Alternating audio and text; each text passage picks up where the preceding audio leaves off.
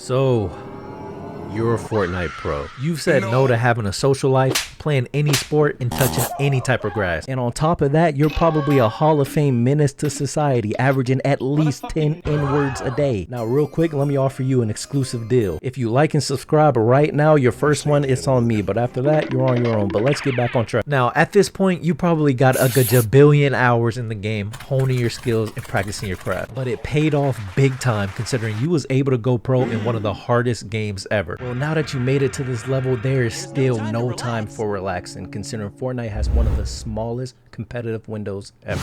Most Fortnite pros fall between the ages of 15 and 18. So if you're 20 and above like me, it's Jover for us. This is crazy to say, but you're going to be in your mid-20s soon and retirement's going to be slapping you dead in the face. This goes without saying, but being a Fortnite pro player doesn't really pay all that well unless you're just dominating every single tournament. Wait, let's actually see how much they make, because I know it can vary. 38K to 51K, I mean, that's alright, but I mean, that's not too much. So you lock in immediately and start looking for the tournament with the most reward. You stumble across FNCS. Those solo cash cups just ain't doing it for your pockets anymore, and when you found FNCS, you looked at it just like Corey did. And that brings us to the next thing that you need to do is find teammates. Now, if you've been keeping up with the current FNCS, you know that teammates, they can be a bit hit or miss. Somehow, some way, you find yourself onto a trio, but now you got to worry about different things. Now, with teammates, you got to worry about a bunch of things, but the main thing being snaking. Now, real quick, somebody snaking you just means they betrayed you. There could be hella reasons this stuff goes down, but again, Fortnite is a business, so you should expect it. And you should always make sure your teammates are legit and definitely not cheating. Because as everybody knows, if you play with the cheater knowingly or unknowingly,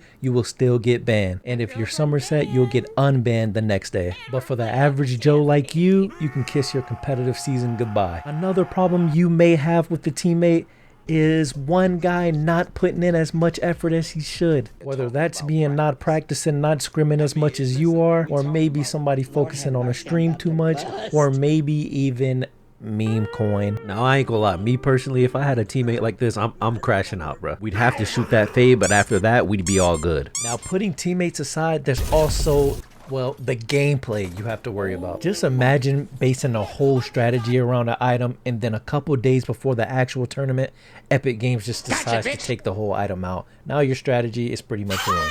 That shield cactus was broken though. Your communication with your trio has to be flawless. I mean, one wrong move and you can end up getting double teamed harder than Zendaya did in that one movie. The pressure from your fans and not wanting to let down your teammates would be insane. One wrong fuck up could literally be the difference between thousands of dollars. And I know I mentioned cheaters earlier as well, but they are rampant in this game. There have been so many pro players in the past get absolutely cucked out of making money by cheaters who don't deserve it. And you might just be the next one up. Through all that, you still have to make sure you win some tournaments or at least place well to continue to fund your DoorDash addiction. Speaking of DoorDash or Uber Eats, by the way, I'm more of a DoorDash type of guy, just to let everybody know. Just thought I'd throw that out there. Which is the perfect time to introduce the sponsor of this. No, I'm just playing.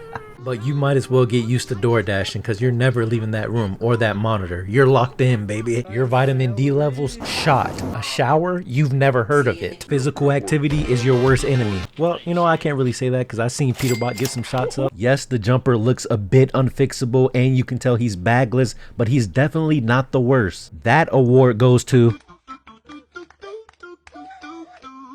Speaking of Peterbot, he was on a generational run, winning every single Fortnite tournament. He recently got dethroned by his old duo, which he snaked. Now he made his old duo snake his other trio. And things like this is pretty common in the life of a Fortnite pro, where you're constantly changing teammates after every season. By the way, Peterbot's old duo is named Pollo, so I just want to make sure he gets his flowers for being insane at the game. Anyways, there will be multiple FNCSs throughout the year, which you have to constantly do well in order to qualify for the LAN tournament. Forgive me if I'm wrong. I think that's how it works. I should have done more research. Now, you have to be insanely good at the game to even get this far, but for the sake of this video and this scenario, let's just say that you are. At LAN, different teams from each region will come together and battle it out to see who's the best team in the world. And this is where the true life-changing money and life-changing opportunities are found at. At LAN, you don't mess around. You bring your A game, put on a show that we haven't even seen before, and you win the whole thing. At this point, you're on top of the world. Probably a pure bliss feeling. You've competed and dominated in front of the world. You have achieved what 99% of players and pro players will never achieve in their careers. You've put the belt to ass to every single one of the other competitors, but I have to ask you one question. Was it all worth it? All the time you put in working on your craft, all the things you missed out on, all the friends you could have made doing something else. Was it all worth it to you? Don't have an answer? Well, here's mine. Absolutely. Always lock in on what you want to do, and if that's becoming a Fortnite Pro, then more power to you, and I wish you all the luck. And I know this isn't like an average life of a Fortnite Pro. We kind of jumped to the best case scenario, aka Peterbot. Get off that nigga dick, bro. What is you doing? But if you made it this far into the video, I just want to say thank you, and I hope you guys enjoyed. That's all I got for this video. Until next time, I'ma fuck with you. Alright, bro. Sit down. Be humble. Sit down.